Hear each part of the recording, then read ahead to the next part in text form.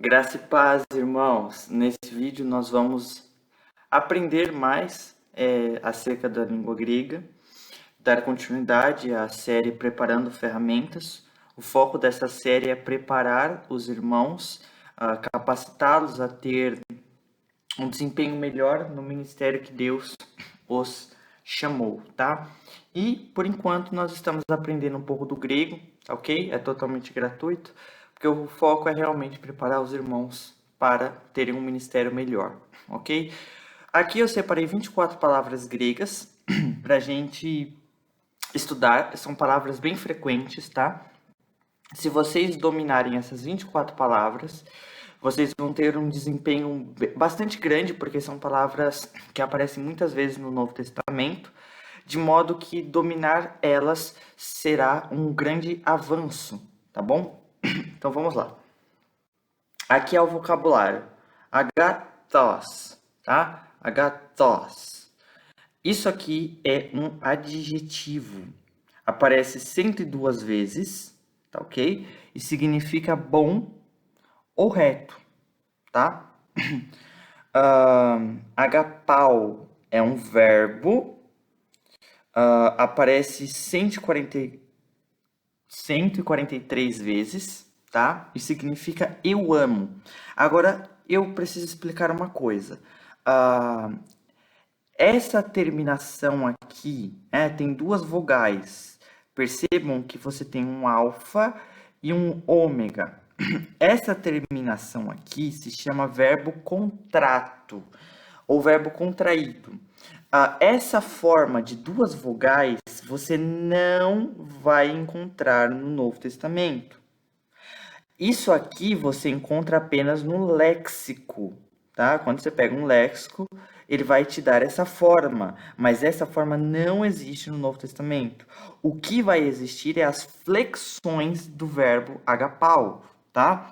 O alfa vai cair na primeira declinação, na primeira flexão, de maneira que vai ficar agapou. Então, o alfa sai e você vai colocar o acento aqui, tá? Então, vai se tornar eu amo, porque aí vai estar conjugado na primeira pessoa do singular. Eu amo, ok?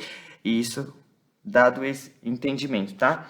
A agape é o substantivo, por isso que eu coloquei aqui que é verbo e aqui é substantivo. Qual que é a diferença? Agapo, sem o alfa, é eu amo, e agape significa amor, né? Angelos, significa mensageiro. E detalhe, essa palavra aqui, a acentuação era no segundo alfa, ok? HP. E aqui é angelos. Esse gama, ele tem um som nasal, tá? Por quê? Porque aqui existe dois gamas. Então, gama com gama, o primeiro se torna nasal. Então, angelos. Significa mensageiro. Agora, vez ou outra, é possível encontrar esse mensageiro no Novo Testamento como um mensageiro angelical. Nesses casos, então, você pode substituir a palavra mensageiro por anjo. Mas você não pode fazer isso sempre, porque existem referências no Novo Testamento a ângelos sendo apenas mensageiro. Então, apenas quando o contexto te disser que ângelos é anjo, você traduz por anjo. Hagios é outro adjetivo bem comum também. Aqui eu tenho um alfa.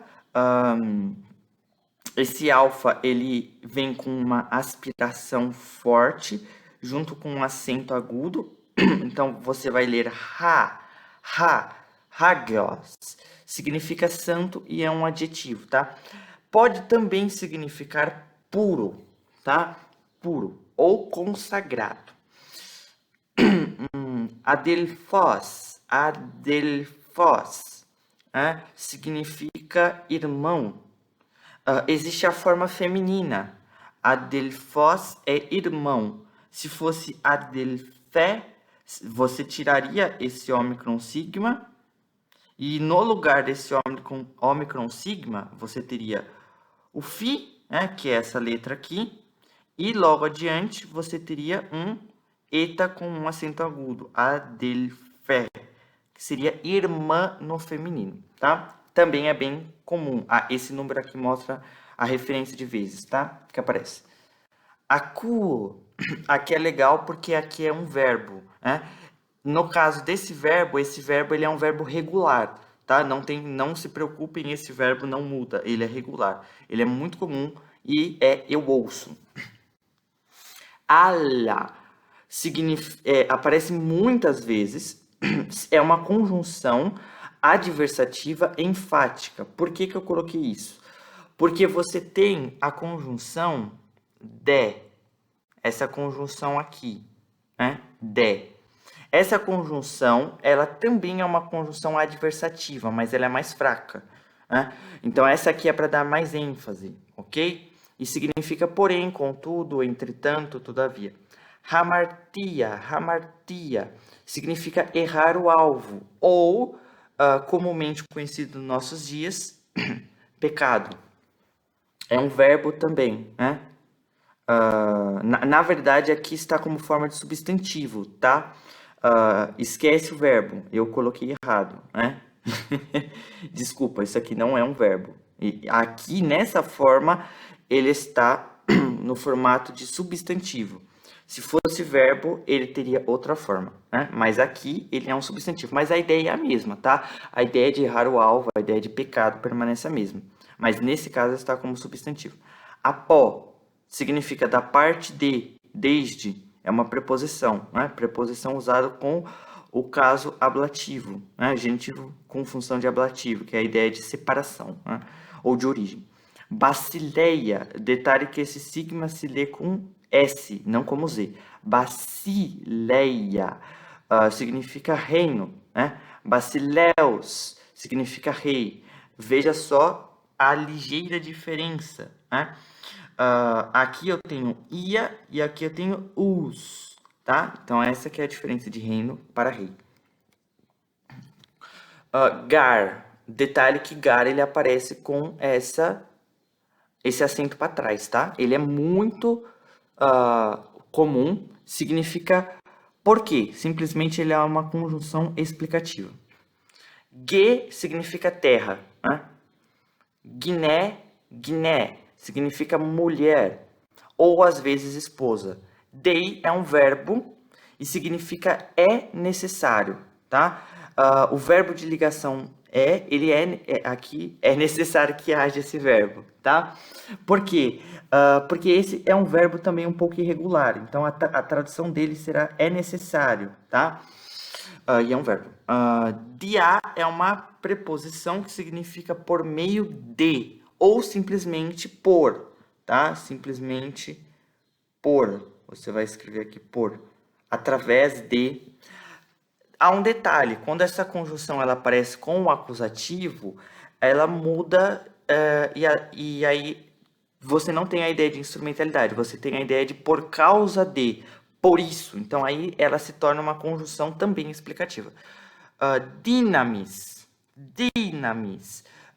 poder no sentido de substantivo, ok? Vejamos. Dio é um numeral. Dio significa 2, é um numeral cardinal. Qual que é a diferença? Você tem um numeral ordinal. Ordinal é de ordem, então primeiro, segundo, terceiro, né? E assim por diante. Dio é cardinal, então é 1, 2, 3, 4, etc. Então isso aqui é 2 no sentido de cardinal e não ordinal. Ean é uma conjunção subordinativa condicional, ou seja, se ela é usada com o subjuntivo.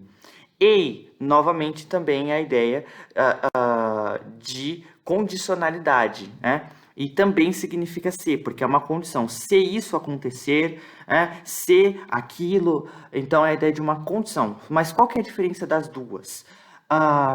Bem, a primeira, ean, ela só vai ser usada com o modo verbal subjuntivo. Ou a segunda será usada com um indicativo, tá? Então essa que será a diferença. Se você ver essa conjunção, o verbo que vier adiante estará no subjuntivo. Se você ver essa, ele estará no indicativo. Então essa que é a diferença, mas a ideia é a mesma. Eirene significa paz ou tranquilidade. Comumente paz, tá? Eirene tu queria paz do Senhor, né? Ekeinos é um pronome demonstrativo. Ekeinos significa aquele, né? É um pronome demonstrativo. Epi, muito importante essa preposição, significa sobre, em cima de alguma coisa. Ela pode ter a ideia de locativo, então em, né? Em algo, ou contra, né? Contra. Isso vai depender dos casos. Aqui eu tenho que fazer uma explicação. As preposições, elas mudam de funções sintáticas dependendo do caso, né? Geralmente, essa preposição aqui, ela estará ligada com o genitivo, mas ela pode aparecer também, o genitivo seria sobre, né? Ela pode aparecer também com o dativo ou com o acusativo, tá? E aí, dependendo do caso, ele muda de função sintática. E, bem, é basicamente isso, tá? Não tem mais nada, vocês viram aí a tela preta aparecendo? Não tem mais nada, são essas as palavras apenas. E, basicamente, é isso por hoje. E as conjunções são muito importantes, as preposições também são muito importantes. E esse vocabulário, ele aparece bastante vezes, tá ok? Eu não coloquei algumas outras palavras que aparecem muitas vezes, porque algumas delas são verbos contratos, né? Verbos contraídos. E aí eu teria que explicar. Os verbos contraídos, como eu já havia explicado ali no caso de agapau, você tem uma forma ortográfica diferente deles. Então, aí eles aparecem também até aqui com bastante frequência, tá bom? Mas por hoje é só isso. Eu explico sobre os verbos contratos, a sua forma ortográfica em outro vídeo, se Deus quiser, tá bom? Decorem esse vocabulário, ele será muito importante, ele aparece bastante vezes e tenho certeza que se vocês conseguirem decorar esse vocabulário aqui, ao vocês pegarem o Novo Testamento grego, vocês vão poder identificar logo de início muitas dessas palavras e vão poder traduzi-los de forma até que razoável. Eu sei que são poucas palavras, mas pela quantidade de vezes em que elas aparecem, é possível que vocês consigam deduzir o sentido do texto quando houver alguma outra palavra desconhecida, tá bom? Então, basicamente é isso, tá? Então, vamos para um próximo vídeo que vai fazer mais, talvez mais 24 palavras, não sei ainda, mas aí eu preparo, se Deus quiser, mais um vídeo com mais umas 24 palavras importantes, tá? E aí eu vou explicando uma a uma para que vocês possam ter um desempenho maior. Deus abençoe em Cristo Jesus. Amém?